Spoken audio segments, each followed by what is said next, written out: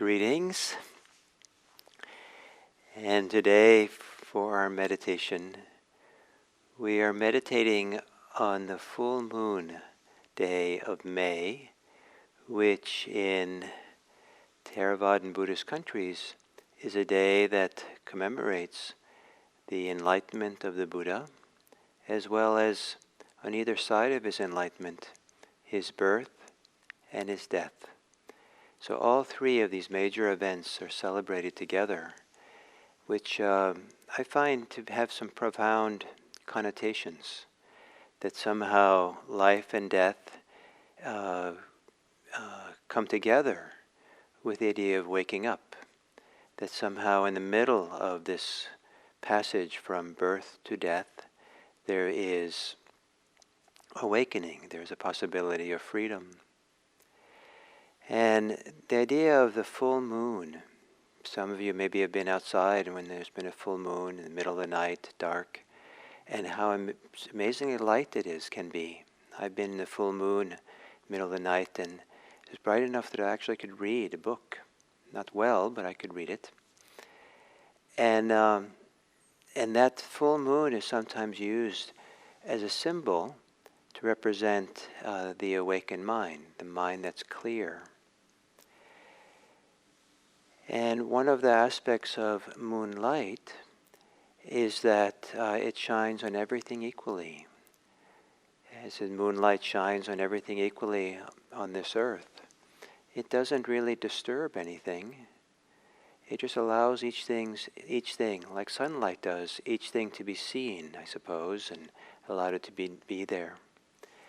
And the same way as we sit today, may it be that our capacity for awareness, for mindfulness, be like the full moon, and that as whatever we gaze upon, whatever is included, whatever we're aware of, let awareness simply shine on it, so that whatever is happening for you, whoever you are today, whatever your circumstances, whatever your feelings, whatever your challenges, whatever your joys, there's something about the full moon of awareness that allows each thing to be itself, allows each thing to be seen in clarity.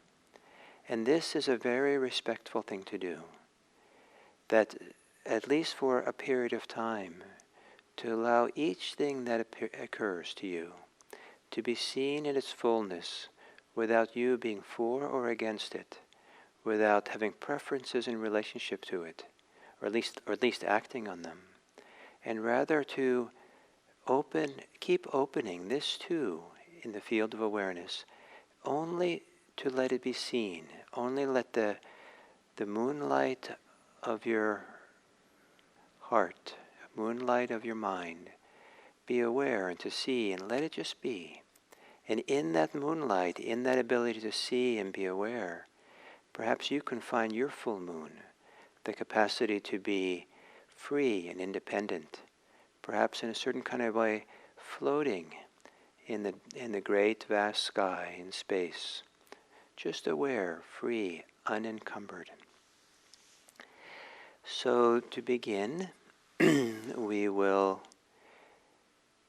take a meditative posture that is most suited for you in order to be able to be aware in this encompassing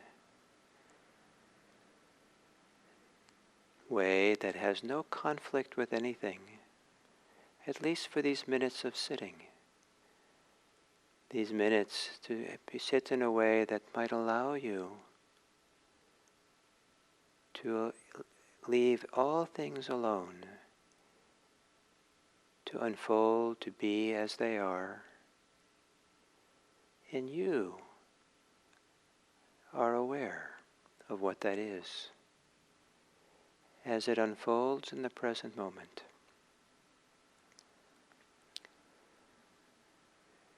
And to settle into this present moment, to connect more fully to it,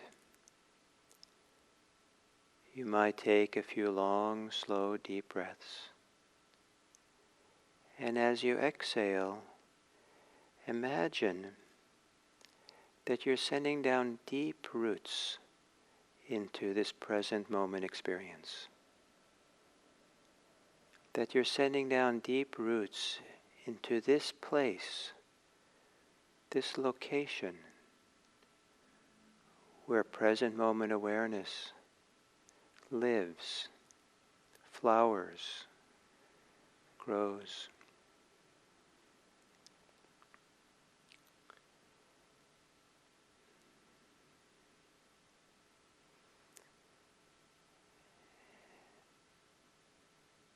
And to let your breathing return to normal. And to continue this process of becoming rooted here.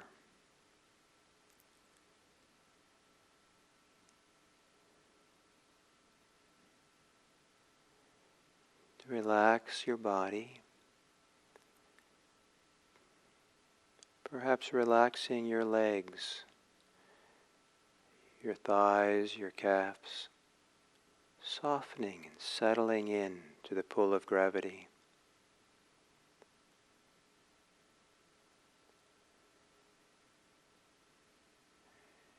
Relaxing the area of your pelvis and your waist. Softening the belly and settling into the pelvic cavity. So your sitting bones perhaps receive your weight, hold your weight.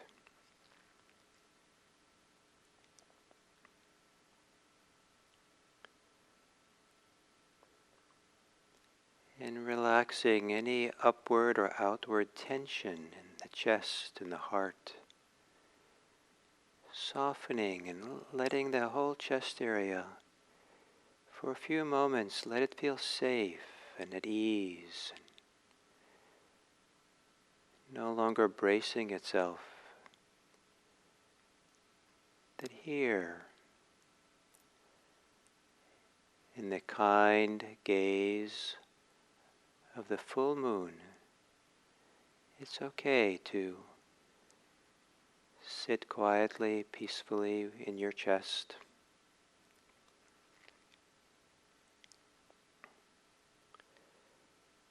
And to then soften the muscles of your face.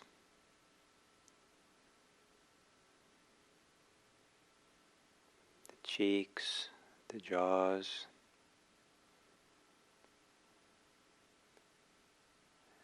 The eyes, letting the eyes rest in the eye sockets.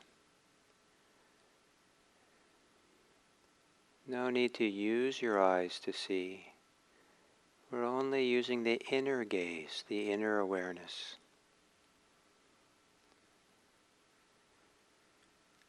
And softening around the forehead.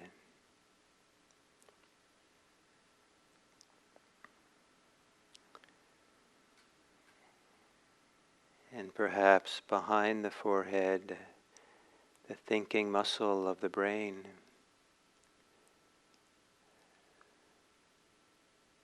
Allow the thinking muscle to relax and soften.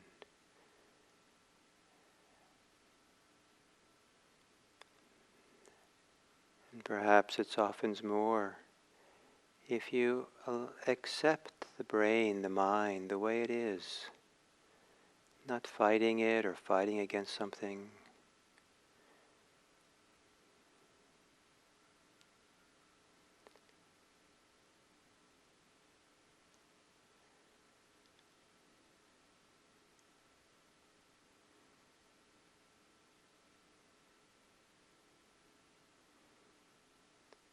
And then, as if it might be the foundation stone for the present moment, become aware of your body breathing.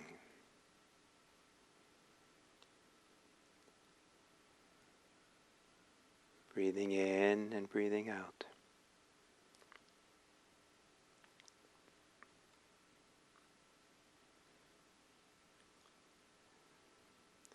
Maybe as if the breathing is a gentle golden wind or a golden moonlight that can help you be aware of all things without being for and against. That all things can simply be as they are, and you making room in your awareness for things to be. And the more room, the more breathing room you can make, the more awareness can be like the full moon in the vast and endless sky.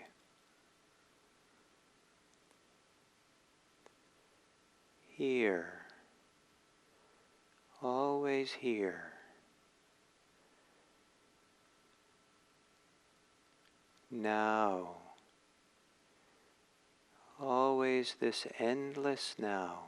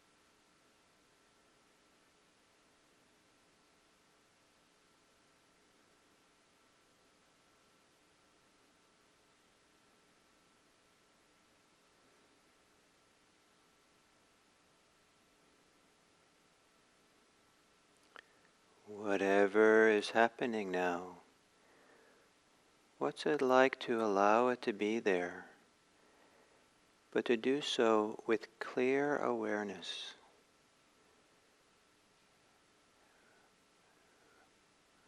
With the awareness which is maybe bright, broad, spacious, and clear, like moonlight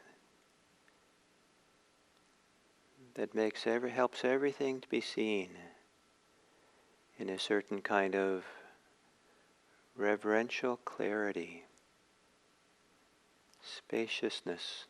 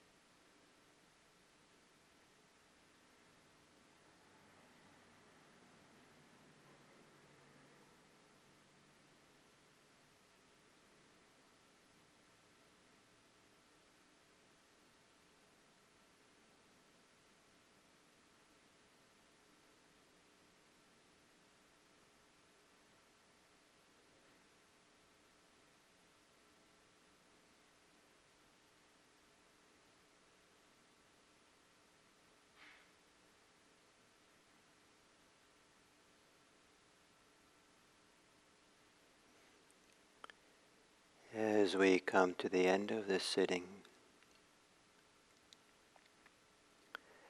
I'd like to evoke the idea,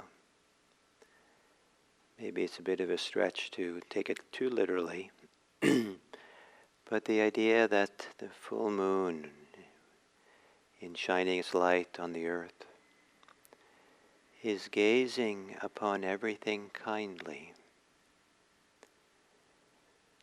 And whether that's true for the moon or not, let it represent your capacity to be still, be quiet, and to gaze upon everything kindly.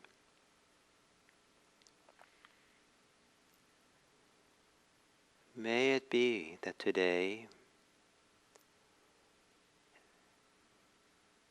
that you look for opportunities where it's appropriate to be still, to be quiet, and to look upon things kindly. Be still and look upon your friends and family and neighbors, community, kindly. Be still and look upon the whole world kindly. And may it be that your kind heart does kind things. May it be that on this holiday, this Buddhist celebration, holy day of the Buddha's awakening, birth and death, that it's a day that you live kindly, in mind, in speech, and in deeds, in what you do. May all beings know that we live in a kind world because we are kind.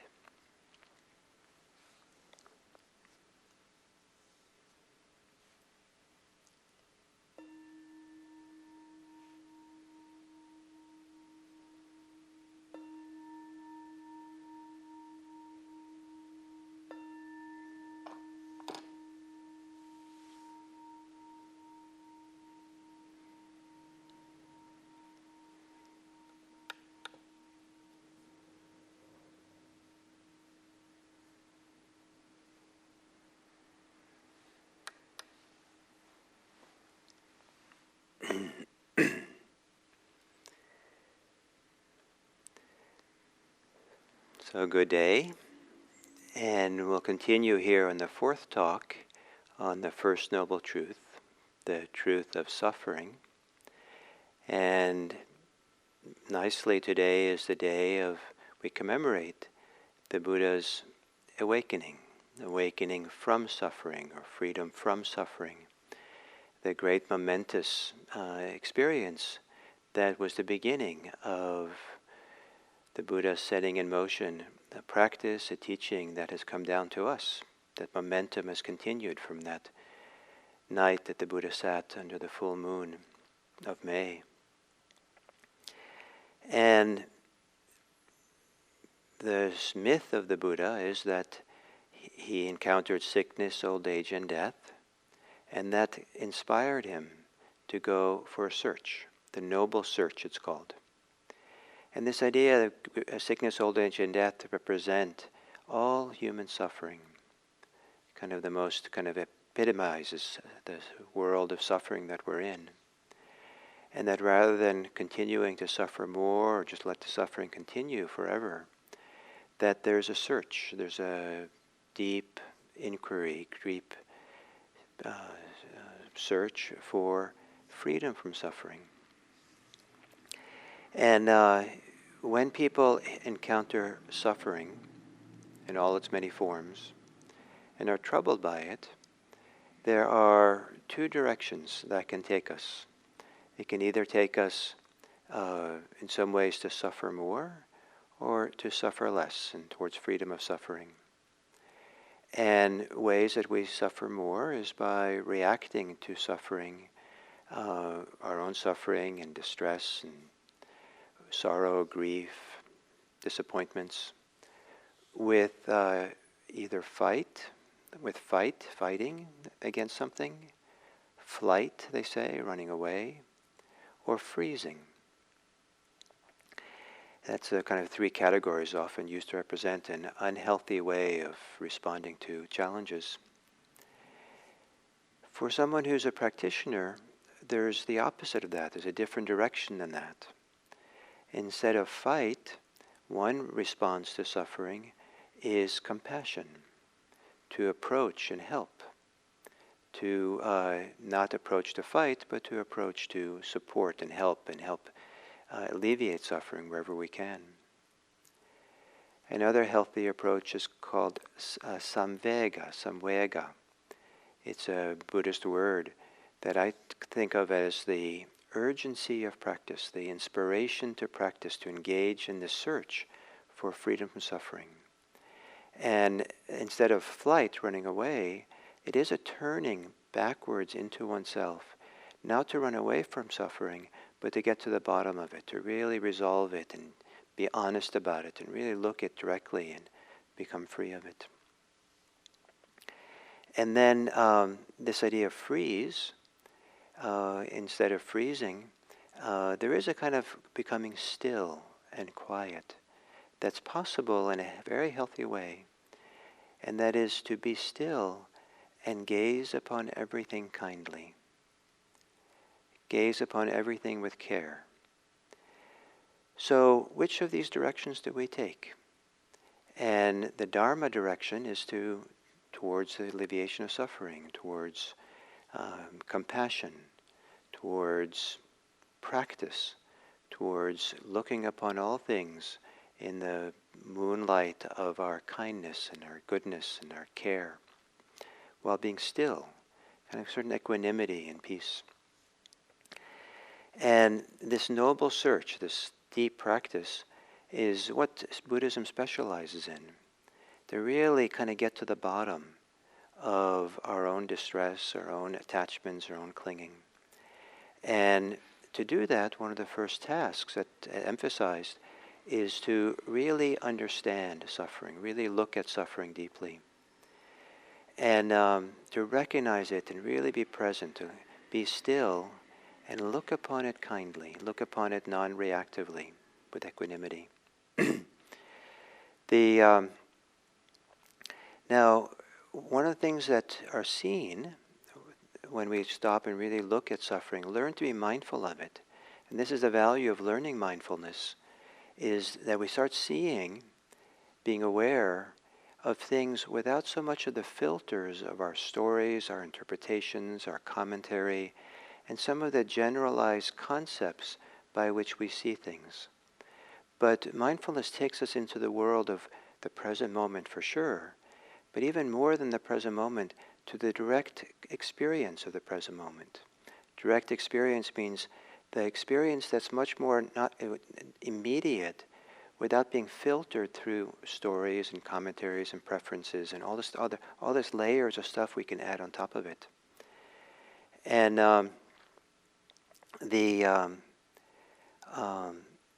and so as we go into seeing suffering, seeing our pain, our sorrow, our grief, allowing it to be there, not being in conflict with it, not fighting it, escaping it, freezing, but really learning to gaze upon it deeply, we see that in the moment-to-moment experience of it, it's unfolding, it's flowing, it's moving, it's inconstant, it's arising, it's passing, it's shifting and changing all the time. And what holds things into some idea that it's permanent and fixed is not the immediacy of experience, but rather is the way the mind interprets it or holds onto it or reacts to it.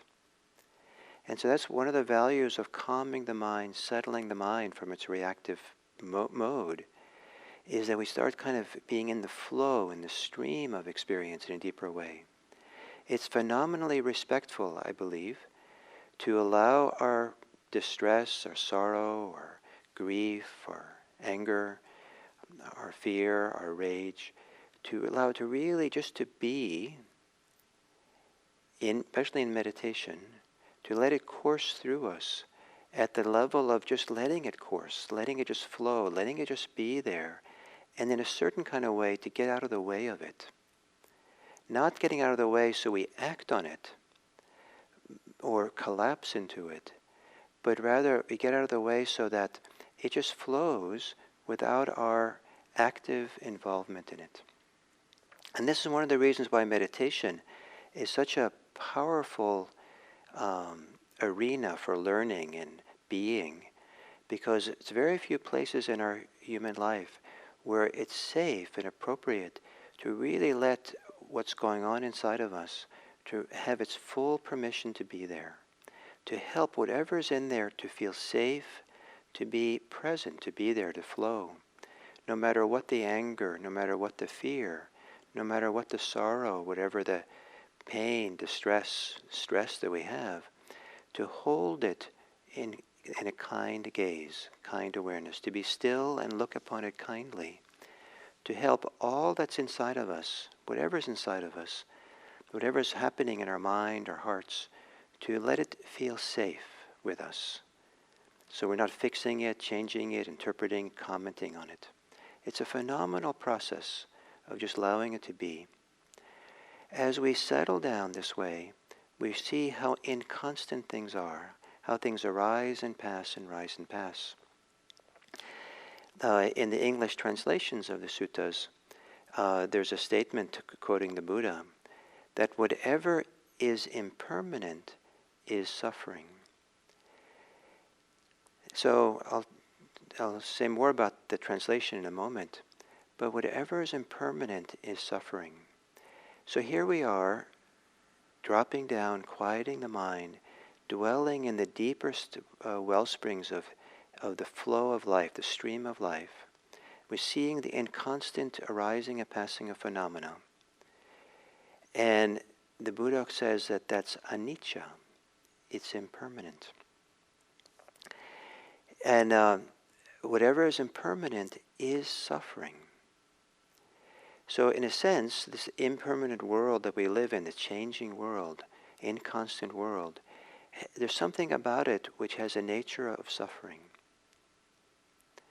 However, the important point to really appreciate here is that this deep connection to impermanence, the deep flow and the changing and constant nature of reality, that is also the medicine. That's also where we discover the freedom from suffering. It's kind of like the illness is the medicine. That if we really, over and over again, the Buddha talks about is the deep insight into impermanence. It's only possible for really present for it, really still, looking upon it kindly, compassionately, and only seeing that, just really dropping into that flow of things arising and passing. Only then can we appreciate how much that's suffering, dukkha, but also how that is liberating at the same time. If we only see the suffering, then we're standing back from it and not really entering into that flow. And so this word anicca, translated as impermanent, it might be not quite the best translation, impermanent, even though it's the most common one. And it's a very important one to understand because of its connection to dukkha, to suffering, to distress, to unsatisfactoriness, to stress, to pain. And the word is, in Pali, is anicca. Nicca does not mean permanent, but rather means constant. And the an is the negative, and so it's non-constant, inconstant. And the difference between the English word inconstant and impermanence is some people see impermanence as being it's going to end. Sooner or later it won't be here. It's not permanent, eventually it'll die or fade away or be broken. Inconstant means that it comes and goes. And it's in the deepest insights of vipassana practice, it's not just recognizing that things disappear once and for all, and that they will die, and mountains will decay and all that, but rather it's to be aware of the inconstancy of moment-to-moment experience. The flow, the stream of moment-to-moment experience that comes and goes and comes and goes. And things are there and not there. Things appear and disappear.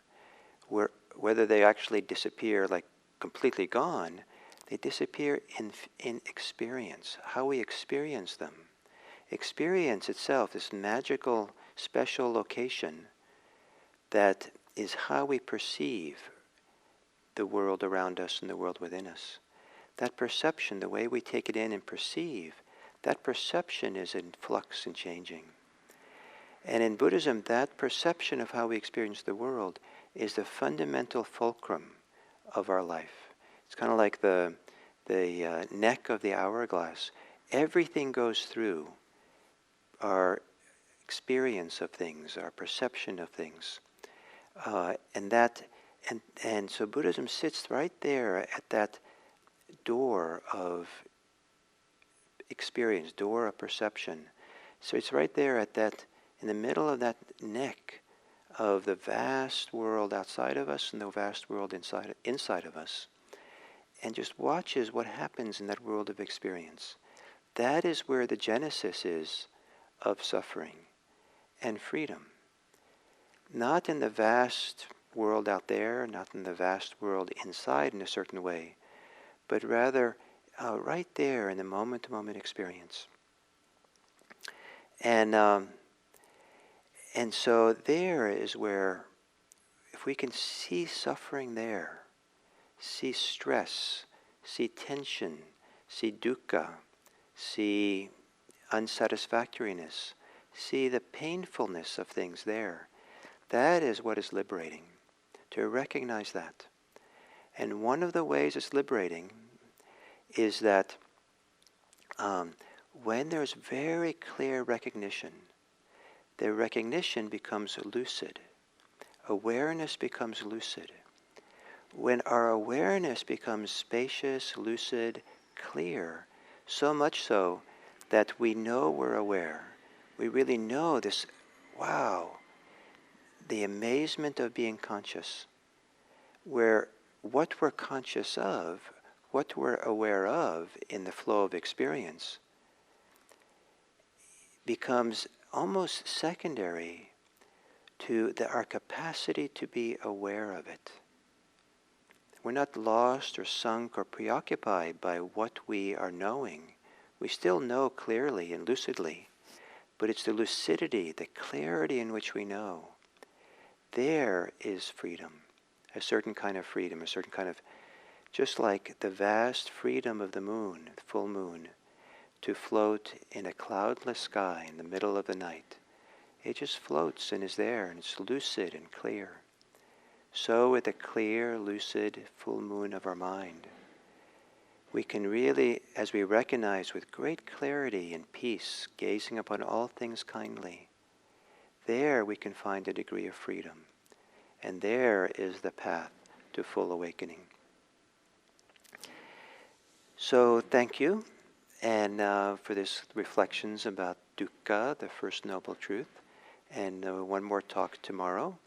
And tomorrow when we're done, I'll take a little bit of time for some questions, if you have any on this topic. So thank you very much.